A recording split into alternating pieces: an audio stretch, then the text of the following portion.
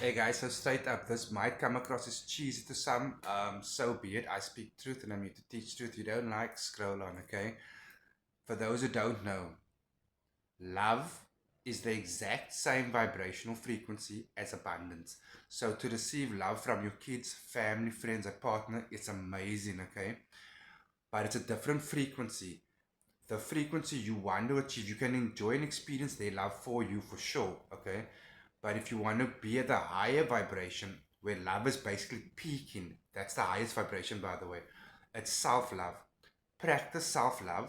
Love yourself truly. Acknowledge your beauty, your power, your purpose, your worth, etc.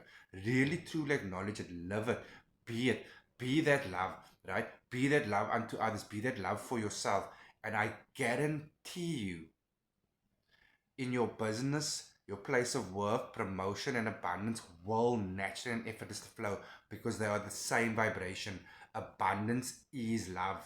So if you achieve that level of self-love, you will experience great abundance. So go ahead, love yourself.